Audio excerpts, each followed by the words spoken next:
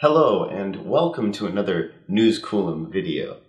Nissan is about to release its new updated Leaf, and I was lucky enough to test drive one.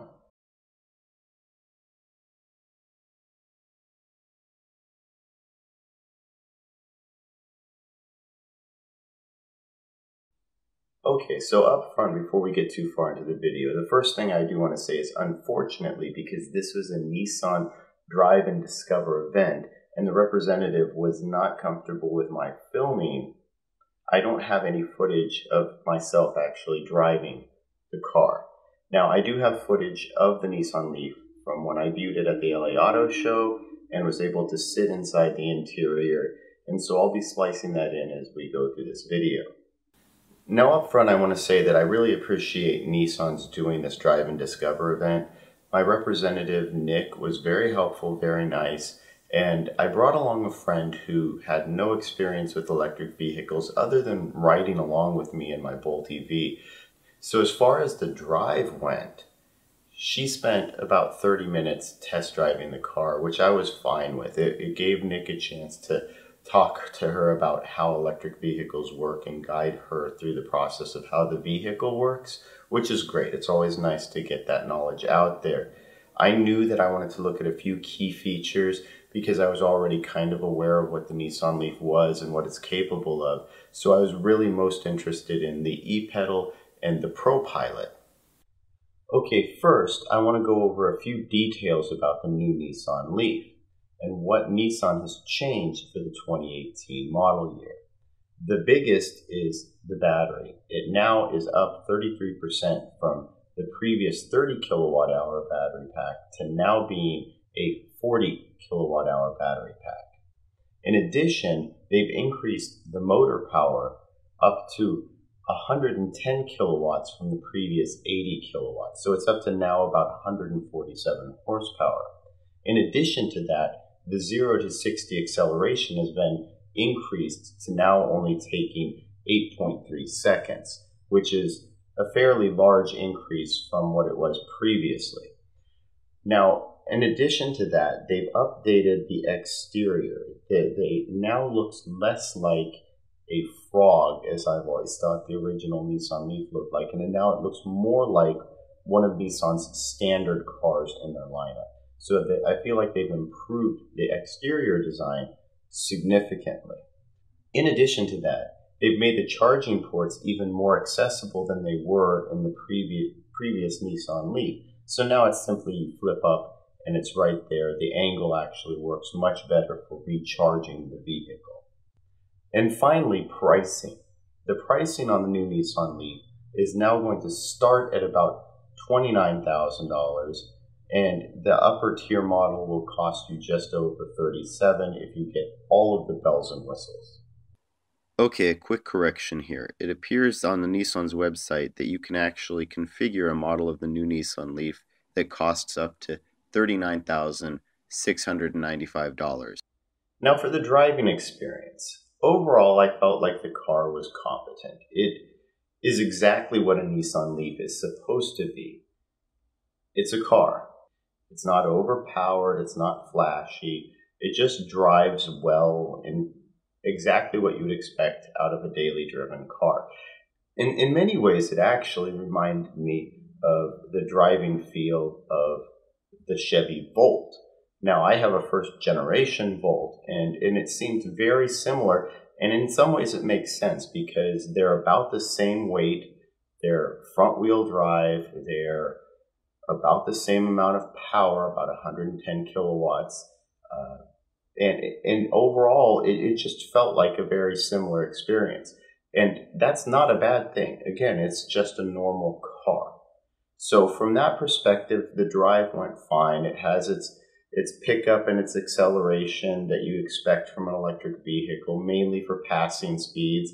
But overall, it was exactly what I expected it to be. So if you are used to electric cars, it will be like an electric car. It's basically a little bit more powerful Nissan Leaf.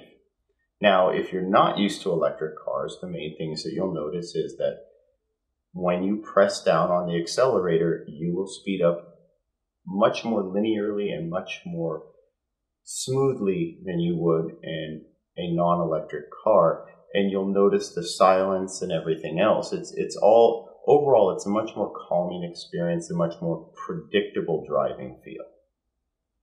The first new feature I really want to talk about with this Leaf is the e-pedal. And in a word, I would have to say that I'm disappointed. Its capabilities are fine, but I have issues with how it's implemented. So with the Nissan Leaf, it has two drive settings. It has your regular drive mode and it has your B mode. Now your regular drive mode drives a lot more like a regular car. The B mode increases the regenerative braking. And I automatically put in that because that is my preference. But in addition to B mode, the Nissan Leaf also has the e-pedal feature. Now the e-pedal feature is marketed as the world's first true one-pedal driving.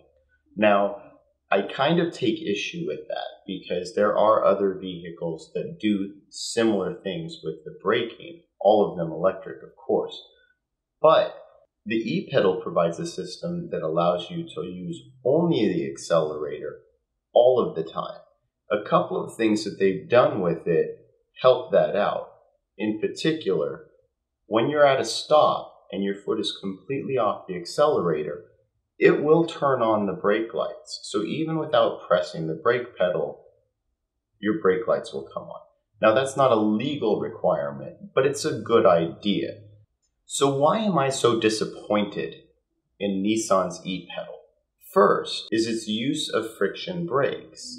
Now the friction brakes are the main reason to have regenerative braking in the first place, is so you don't use them. So the Nissan Leaf's e-pedal will actually engage the friction brakes far more often than I personally would feel comfortable with. And that includes even high-speed braking all the way down to the point at which you're low speed, it's constantly using the friction brakes to sort of even out the regenerative braking that's available from the motor. And this is a big concern. And in my opinion, it's a big fail for Nissan. And the reason for that is particulate matter from brake dust in the air is actually worse than the emissions from an internal combustion engine vehicle's engine. Now, those vehicles also kick out their own brake dust, but that's why it's even worse for an electric vehicle, because you don't need to, and you shouldn't have to. And what else is concerning is because this is a new technology, we don't know just how much of the brake pads are being used during e-pedal driving. So it's possible that even over the course of a single Nissan Leaf lease, you could end up having to replace the brake pads, or at least have them worn enough that they have to be replaced at the end of your lease. Now, outside of that, outside of using those friction brake pads to even out the braking feel of the Nissan Leaf, I have a couple of other problems with it. First is, if you look at the display, and this is another problem I have with the Nissan Leaf in general, there's no display on the DIC that shows you your power out or your power in. You have to look at the center console for that. And on that console, it shows a maximum rated regeneration of 30 kilowatts. Now, it's probably higher than that because it also shows a maximum power out of 100 kilowatts when the motor is actually rated for 110. But still, even at 35 to 40 kilowatts of regenerative braking power, that makes the Nissan Leaf's regenerative braking less powerful than the Chevy Bolt EV in L mode. And it's noticeable over about 40 miles an hour, when even in e-pedal, when you release off the accelerator, the deceleration for the new Nissan Leaf is actually less significant than the Bolt EV in L mode. Now, it's probably comparable to some of the other electric vehicles with their more aggressive regenerative braking settings, but it's still not that aggressive at higher speeds. And of course, as you get to a lower speed, the e-pedal will actually engage the friction brakes when you're coming to a stop, and it gives it that firmer stop, which I actually do like, but again, it requires the friction brakes to do so. And my last big criticism of the e-pedal is how they've implemented it by connecting it to pedal sensitivity. To me, that's not intuitive, and I don't like having to press the pedal farther down in order to accelerate at the same rate. Now, I realize that my explanation probably isn't technically correct, but I'm explaining this from the perspective of someone who was driving the vehicle. Without e-pedal engaged, to get to a certain speed, if I had to press the accelerator down 10%, well, when I engage the e-pedal, I now have to press that accelerator down about 20%. So it really affects the throttle sensitivity as far as the accelerator is concerned. Now, I might be more sensitive to this than others. I'm the type of person who drives around in sport mode all the time in my Bolt EV. I'm the person who was complaining to GM because in the Volt, you couldn't put the sport mode on a separate setting. So if you wanted to reserve battery capacity, sport mode was no longer available. Now, my friend, who was also driving, she didn't seem to mind as much. And maybe it's because it was her first experience with one-pedal driving in any form that it seemed natural to her. But if you're coming from another vehicle with a different one-pedal driving experience, you might be taken aback by it. And to me, it's a deal breaker. To me, it affects the driving experience so negatively that in and of itself, that would make me not want to use the e-pedal mode at all. The next new feature I'd like to talk about is the ProPilot. Now, the ProPilot is actually a very good system. Basically, it's adaptive cruise control with lane keep assist. What could be simpler? Now, it has a button that lets you turn it on, and what that does is it turns on all of the other features like the lane monitoring, front collision alarms, that sort of thing. But it doesn't actually turn on until you set it, just like a cruise control would do. Now, when you do set it, you have options of following 1 car length, 2 car lengths, or 3 car lengths from the vehicle ahead in an adaptive cruise control sort of way. And it keeps you in the middle of the lane in a lane keep assist sort of way. And all of that functions great. I actually like ProPilot a lot. I probably would never drive with it, but it's a nice feature, and I recognize that a lot of people do enjoy it, and that's a big selling point for vehicles at this point. But it's non-autonomous driving. It's not even close, right? It essentially is just there as we're going to keep you at a speed relative to traffic, and we're going to keep you in your lane. Now, in order to make sure that the driver stays attentive, Nissan has also required that your hands be on the steering wheel. So you can take your hands off the steering wheel, and I did this at freeway speed just to see what happened. But you can only remove your hands for about 5 seconds before the system starts to shut down. I also noticed that on the driver instrument control panel up front, it does show the speed limit signs for certain roads. So Nissan has mapped it in much the same way as a tool like Waze has. Now the issue though, and I confirmed this with our representative, is ProPilot will not adjust your speed based on the legal posted speed limit. So if you're in a 35-mile-an-hour zone and you want to do 60, ProPilot will let you drive 60. It will just go the speed that you set, and it's not going to adjust down. Now, it's not really a big deal unless you're on a roadway that transitions between city and highway, and you have your ProPilot set at 65 miles an hour and you come into a town with a 35-mile-an-hour zone, it's not going to know to slow you down. So unless you are paying attention to the speed you're driving and the posted speed limits, you could very likely get a speeding ticket or worse. Another thing about ProPilot is it seems very sensitive to the road lanes. So if you don't have clearly marked lines on both sides of the road, it does either disable itself or throw a fit. And it won't engage, in fact, until it knows where the road is. One instance, we were driving by a large open driveway into a gated community, and because there was no solid line along that side of the road, ProPilot just immediately disengaged because it just didn't know where it was. You're in free space. So it really does require solid, strong, well-painted lines. And Nissan even says this in their Drive and Discover literature, that in order to test out ProPilot, they really want you to have at least some time on the freeway, because that's usually the area where it's going to have the easiest time seeing the lines and being able to maintain speed. So overall, though, I really do like ProPilot. I think a lot of people are going to enjoy it, and I think a lot of people are going to have fun using it. The DIC in the new Nissan Leaf is half analog, half digital.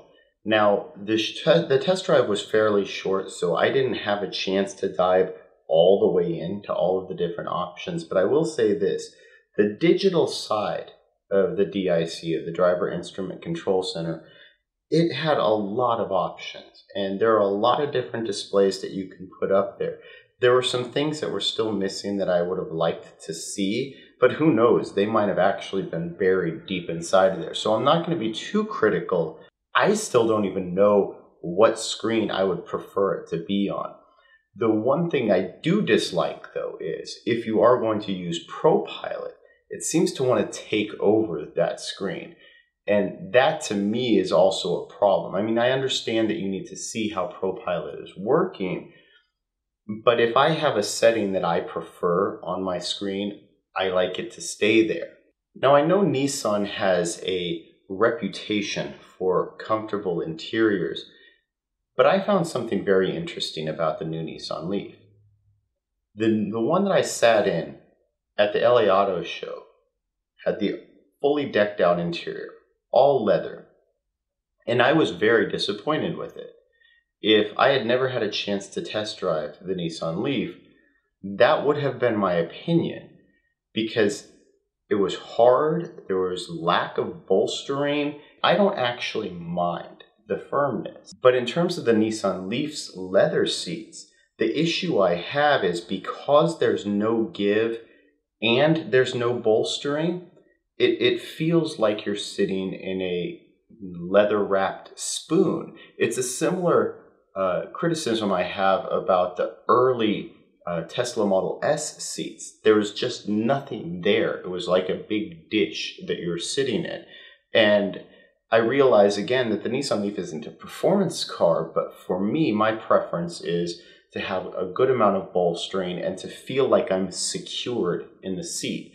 And I didn't feel like the leather seats provided that feel. It felt more like you were sitting on top of the seat rather than in it. So when our test drive Nissan Leaf showed up and it had a cloth interior, I found that very intriguing. When I finally got to sit in the driver's seat, it was very well padded, but again, it's not the hardness or the firmness or the give of the seat that really made a difference to me. It's the fact that because it had so much give, it created a bolstering effect because you actually sank into the seat.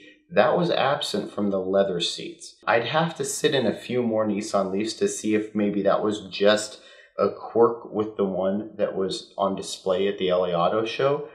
But if that were the case, I wouldn't want the leather seats. I might not want them anyway, but in this particular case, the cloth seats were much nicer. The other thing is, The controls for the driver's seat were electric, and it also had lumbar.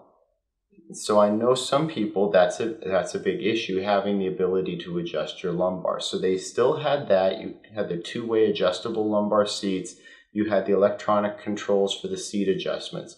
So overall, I feel like the seats were fine.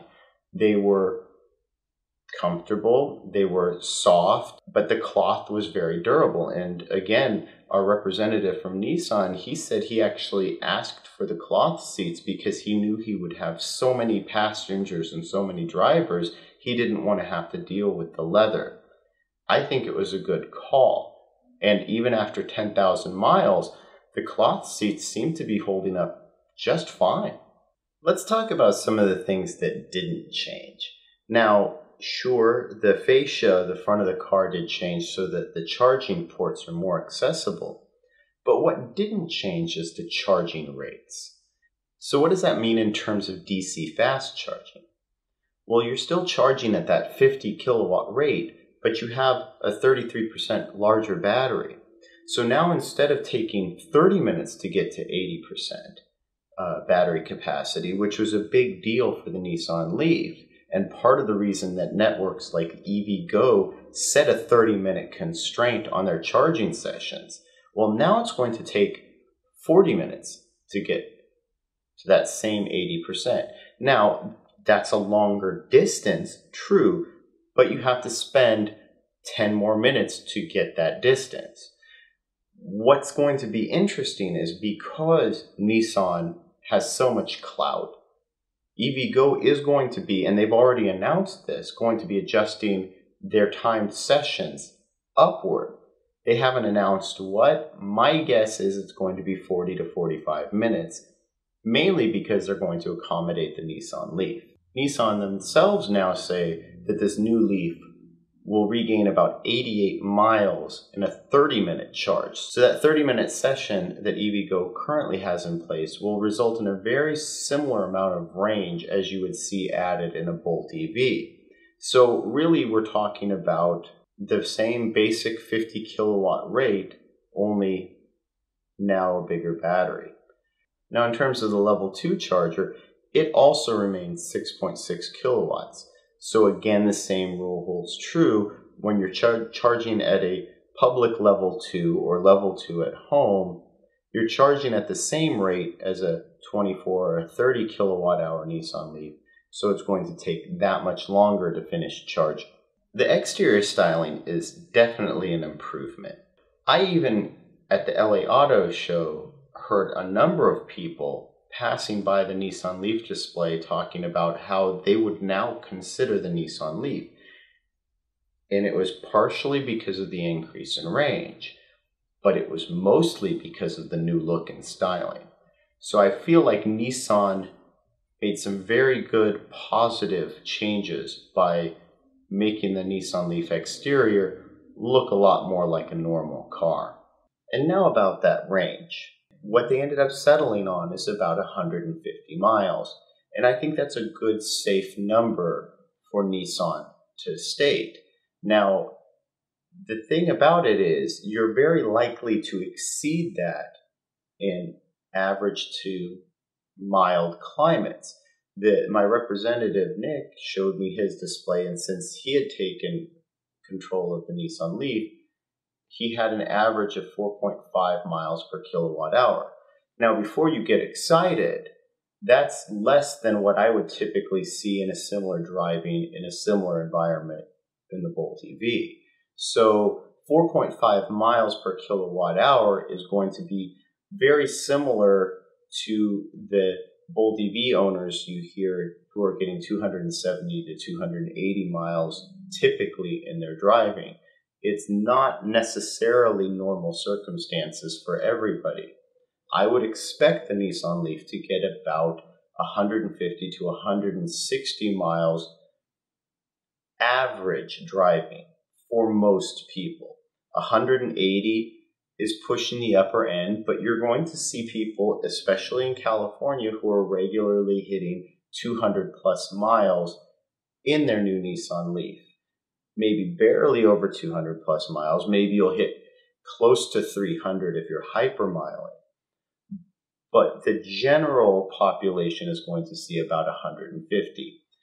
Now, that's going to be good enough for most people. The issue is going to be for those in harsh winter climates. In those climates, I wouldn't expect to see more than about 90 miles of range.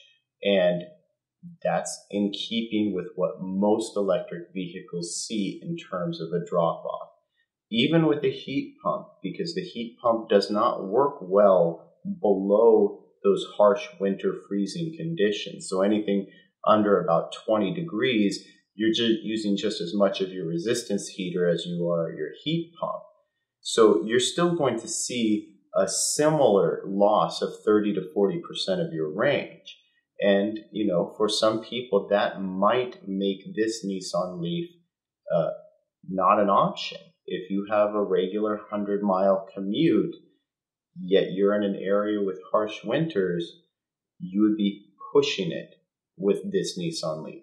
And so why is it that this Nissan Leaf, despite having better aerodynamics than the Bolt EV and having the same low rolling resistance tires and a similar weight, why is it, and a heat pump as well, why is it this Nissan Leaf isn't as efficient? Well, it comes down to the motor that Nissan chose to use. They chose to use an induction motor, which is inherently less efficient than the permanent magnet motor being used by some of its competitors. And so that is going to cost you in range and efficiency. For Nissan, it balances out because it costs less to produce an induction motor. It's cheaper to build, it's cheaper to implement. So you're going to buy a Nissan Leaf for less money up front, but the cost of ownership will be higher because your energy consumption will be higher. Now with electric vehicles, it's a very small amount of difference, so it'd probably take hundreds of thousands of miles to realize that difference in cost. So maybe it is a balance that works out in Nissan's favor. But if you're someone who fancies themselves of wanting to be as efficient as possible, you should really be looking more toward vehicles with permanent magnet motors rather than the induction motors.